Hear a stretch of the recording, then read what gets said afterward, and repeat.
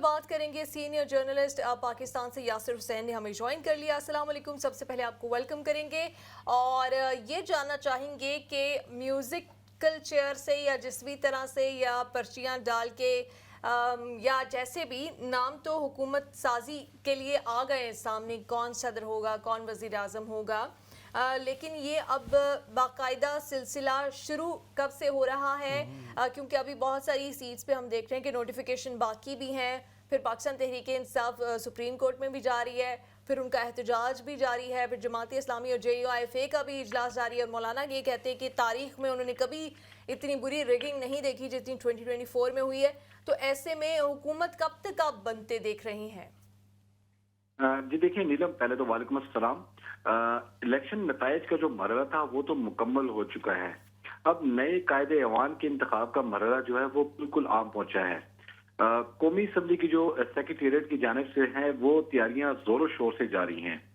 آئین کی جو آرٹیکل 91 کی شق 2 کے تحت پولنگ کے بعد جو ہے نا وہ 21 دن کے اندر اندر جو ہے قومی اسمبلی کا اجلاس بلانا جو ہے وہ لازم ہوتا ہے. تو یہ اجلاس جو ہے یہ نگران وزیر اعظم کی ایڈوائس پر ہی صدر مملکت کسی بھی وقت بلوا سکتے ہیں. تو افتتاحی جو اجلاس ہے وہ 28 یا 29 فروری کو منعقد ہونے جا رہا ہے. تو اسپیکر راجہ پرویز اشرف جو ہیں وہ 9 منتخب اراکین سے حلف لیں گے. پھر اس کے بعد جو ہے اسپیکر اور ڈپٹی اسپیکر کا انتخاب ہوگا, اور پھر اسی کے بعد جو ہے اسپیکر کے انتخاب کے بعد, نئے اسپیکر کے انتخاب کے بعد قائد ایوان کے انتخاب کے طریقہ کار کا اعلان کیا جائے گا, اور قائد ایوان کے کاغذات نامزدگی جمع کروانے والے امیدواروں کو 1 دن کا وقت دیا جائے گا. تو اس کے بعد جو ہے وزیر اعظم کا انتخاب ایوان کی تقسیم کے ذریعے ہوگا. یعنی 9 منتخب جو وزیر اعظم کے لیے ایوان کے مجموعی اراکین کا جو نصف یعنی سادہ اکثریت حاصل کرنا وہ لازم ہے. یوں جو 336 اراکین پر مشتمل یہ ایوان ہے, تو وزیر اعظم کے انتخاب کے لیے 169 ووٹ درکار ہوتے ہیں. تو وہ جب حاصل کریں گے تو اس کے بعد قائد ایوان کا جو انتخاب مکمل ہوگا تو اس کے بعد صدر مملکت وزیر اعظم سے ان کے عہدے کا حلف لیں گے. تو یہ پروسیس جو ہے تقریباً یہ مہینہ بھی جو ہے وہ 29 فروری کا ہے. تو یہ 2 سے 3 مارچ میں مکمل کر لیا جائے گا. اس کے بعد جو ہے پھر 8 مارچ تک پریزیڈنٹ آف پاکستان کی تبدیلی کا عمل ہوگا, کیونکہ چاروں صوبائی اسمبلیوں میں نئے اراکین جو ہیں وہ حلف لے چکے ہوں گے, قومی اسمبلی کے اراکین جو ہیں وہ حلف لے چکے ہوں گے. تو پھر پریزیڈنٹ آف پاکستان کا مرحلہ ہوگا, اور وہ جو ہے 10 مارچ تک مکمل بھی کر لیا جائے گا. یعنی نئے پریزیڈنٹ آف پاکستان جو نامزد کیے گئے ہیں اتحادی جماعتوں کے حوالے سے, انہوں نے جو نامزد کیا وہ سابق صدر آصف علی زرداری ہوں گے. پرائم منسٹر ہمارے ویورز کو پتہ ہے وہ شہباز شریف ہیں, وہ بھی نامزد ہیں. اب مرحلہ ہے اسپیکر قومی اسمبلی کا, تو وہ نون لیگ کے کھاتے میں گیا ہے, جو اتحادی جماعتوں نے آپس میں فارمولہ طے کیا ہوا ہے. تو وہ ایاز خان جو ہے ہمارے پاس جو نام آ رہے ہیں وہ سالڈ کینڈیڈیٹ ہیں. اس کے بعد جو ہے ڈپٹی اسپیکر, تو اس کے لیے ہمارے جو پیپلز پارٹی کے دوست احباب ہیں وہ شازیہ مری کا نام لے رہے ہیں کہ شازیہ مری جو ہے وہ ڈپٹی اسپیکر کے لیے آئیں گی. تو پیپلز پارٹی اس وقت بلوچستان میں بھی اپنی جو ہے لابنگ کر رہی ہے, پنجاب میں گورنر لانے کے لیے لابنگ کر رہی ہے. سندھ میں اگر میں آپ کو بات بتاؤں تو سندھ میں کامران چستوری تو آلریڈی گورنر ہیں, وہ ان پر اتحادی جماعتوں کا یہ اتفاق ہوا ہے کہ کامران چستوری ہی گورنر سندھ رہیں گے. البتہ گورنر KP جو ہے وہ پیپلز پارٹی اس کے لیے نامینیشن کر رہی ہے. پیپلز پارٹی فیصل کریم کنڈی کو وہ اپنے حلقے سے الیکشن تو ہار رہے تھے, لیکن فیصل کریم کنڈی کو وہ گورنر KP کے لگانے کے لیے ان کو جی یاسر, یقینی طور پہ یہ تمام جو عہدے ہیں یہ فل ہونا ضروری ہیں, اور اس کے لیے اب چونکہ جو اتحادی جماعتیں ہیں وہ ایک پیج پر اس وقت تک موجود نظر آ رہی ہیں, انہوں نے اس حوالے سے اپنی مشاورت بھی مکمل کر لی ہے. تو اب آپ کے خیال میں یہ جو آگے کے مراحل ہیں وہ سموتھ ہوں گے, کیونکہ پاکستان تحریک انصاف وہ ابھی تک میدان میں موجود ہے, ان کی جو اراکین اسمبلی ہیں وہ پاکستان سنی اتحاد جو ہے اتحاد کونسل اس کے ساتھ اس میں حلف نامے اپنے جمع کروا رہے ہیں, اپنے جو کاغذات نوٹیفیکیشن ہیں. تو کتنا آسان ہوگا اتنی بڑی اپوزیشن ہوتے ہوئے جو نیا وزیر اعظم ہے ایک تو اس کو منتخب کروا لینا اور پھر آگے کے معاملات چلانا؟ دیکھیں ابھی تک تو پاکستان تحریک انصاف کے سامنے تو روڑے اٹکائے جا رہے ہیں. ابھی جو میرے پاس اطلاعات آ رہی ہیں, الیکشن کمیشن جو ہے آج رات 12 بجے تک جو نتائج और मुकम्मल करने के बाद मखसूस नशिस्तों का जो अमल है वो भी मुकम्मल करेगा। अब आर्टिकल 224 की बात की जा रही है, वो वाज़ेह है। अब सुन्नी इत्तेहाद कौंसिल जो है उनके पास फेडरल में और सूबाई असम्बलियों में कितनी नशिस्तें हैं और हमारा आइन क्या कहता है, इसमें कई जगहों पर हमारा आइन खामोश भी जाता है। तो वो जब जहां बात जाती है तो वो फिर पीटीआई के खाते में नेगेटिविटी जाएगी। अभी पीटीआई की जो क्यादत है वो इलेक्शन कमीशन पहुंचना शुरू हो चुकी है। वहां से हमें जो इतलात मिल रही हैं कि शायद पीटीआई को मखसूस नशिस्तों से महरूम कर दिया जाए और ये बहुत बड़ी बैड लक होगी पीटीआई के साथ, तो उनको महरूम कर दिया जाए। पीटीआई इस वक्त तजब्जुब का शिकार है, लेकिन अभी भी वो पुरज़म इस बुनियाद पर है कि अपोजिशन बेंचेस पर बैठने के बाद अपना किरदार अदा करेंगे। अब उमर अयूब जो है वो नामजद वज़ीर आज़म उनके कैंडिडेट हैं, वो बाकायदा इलेक्शन भी करेंगे और अगर उनको पता है नंबर गेम तो पूरा नहीं, फिगर्स उनके पास पूरे नहीं, तो वही अपोजिशन लीडर भी होंगे उमर अयूब। और वही ऑपोजिशन लीडर होंगे। इससे पहले हम मीडिया में सुन रहे थे कि शायद अली मोहम्मद खान का नाम ऑपोजिशन लीडर के तौर पे सामने आए। नहीं, उमर अयूब पर उनके नाम पर बात किया गया है कि वही अपोजिशन लीडर होंगे। अली मोहम्मद खान जो हैं उनको किसी ओहदे से नहीं, उनको नहीं सामने। अली मोहम्मद खान जो है अपोजिशन लीडर नहीं होंगे, उमर अयूब ही होंगे। आज इनसे मेरी बजाते खुद बात भी हुई है, क्योंकि उन्होंने इंट्रा पार्टी इंतखाबात के हवाले से अनाउंसमेंट करनी थी, तो उससे पहले हमने खबर देनी थी। तो उमर अयूब से जब मेरी बात हुई तो उनका ये कहना था कि मैं ही प्राइम मिनिस्टर का कैंडिडेट हूँ और वो जानते हैं कि नंबर गेम पूरा नहीं तो फिर अपोजिशन लीडर भी वही होंगे।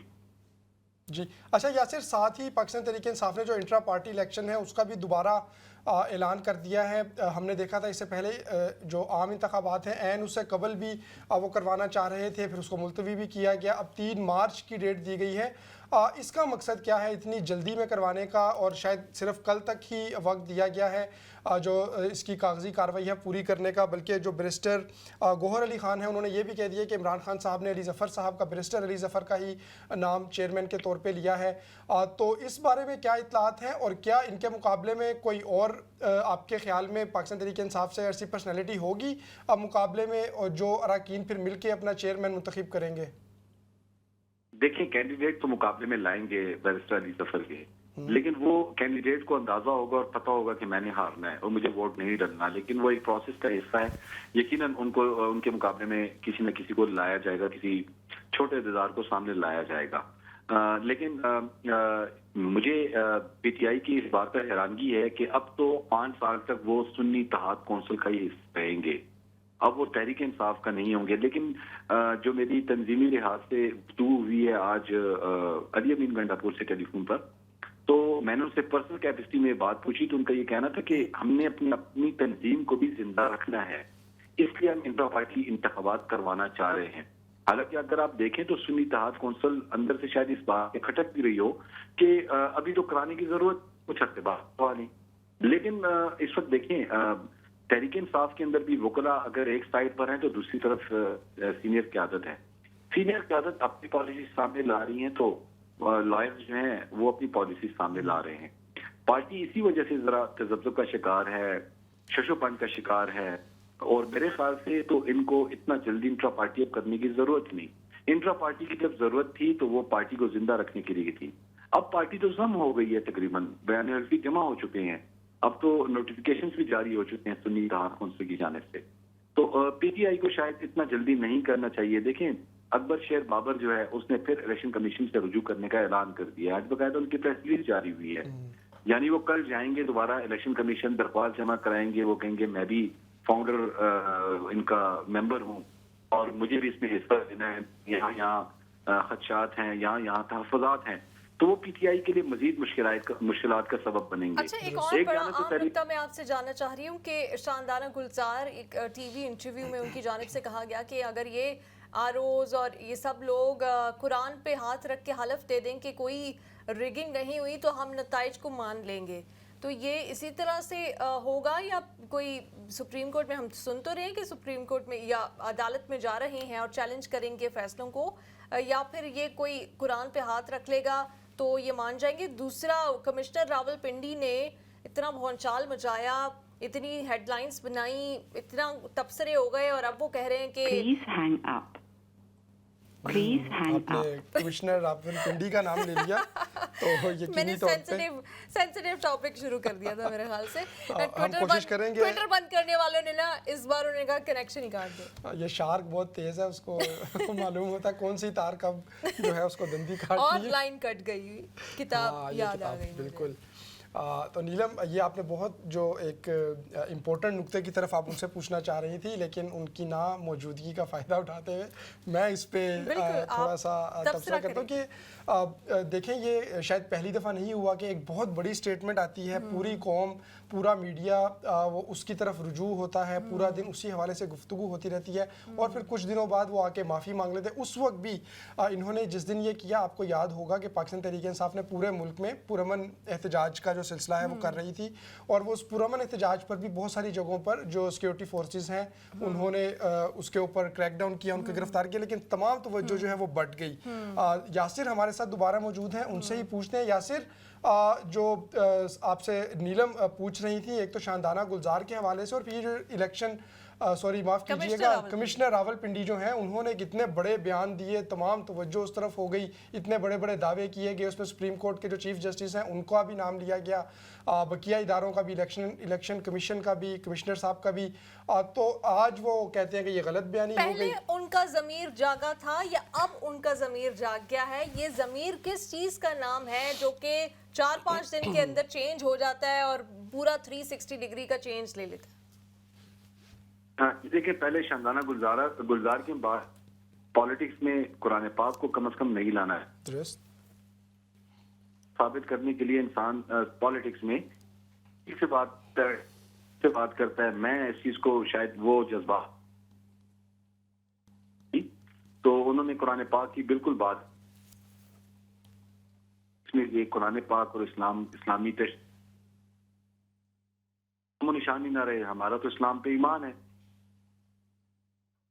तो शायद उन्होंने जज्बात में बात की, क्योंकि आपकी मुझे लगता है सिग्नल्स जो कि हैं वो ट्विटर काफ़ी- वाले जो हैं वो सिग्नल्स इस वक्त वीक कर रहे हैं। हम कोशिश करेंगे आपसे फिर रब्ता करें। आपने बहुत तफसील से हमें हुकूमत की तश्कील साजी के हवाले से, फॉर्मेशन के हवाले से आगाह किया। बहुत शुक्रिया आपका। जी अहमद, आप बताएं, आप क्या कह रहे थे इस बार? नीलम, वही जो अच्छा, शायद अभी यासिर साथ मौजूद हैं, देखते हैं। यासिर, अपनी बात कंटिन्यू कीजिएगा प्लीज।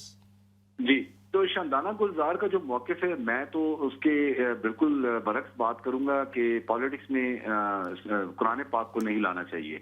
जहां तक आपने लियाकत चट्टा साहब की बात की, 5 दिन बाद उनका ज़मीर जाग गया, लेकिन सवाल ये पैदा होता है 5 दिन वो थे कहाँ? ये सबसे बड़ा सवाल है।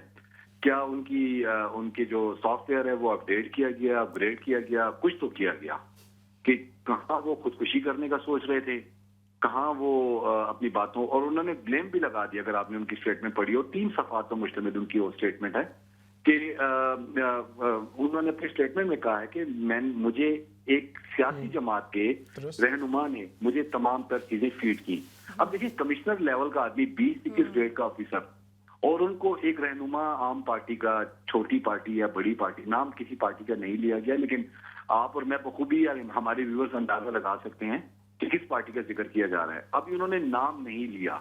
अब ये बिजली किस पर गिरेगी अल्लाह ही जानता है कि वो पंजाब से, लाहौर से ताल्लुक रखने वाली कौन सी शख्सियत है जिसने उनको फीड किया, और उन्होंने फिर इतनी बड़ी प्रेस कॉन्फ्रेंस कर दी। और कमिश्नर लेवल की शख्सियत एक आम सी शख्सियत के बातों में, बहकावे में आकर इतनी बड़ी स्टेटमेंट दे रहे हैं और खुदकुशी की बातें भी कर रहे हैं।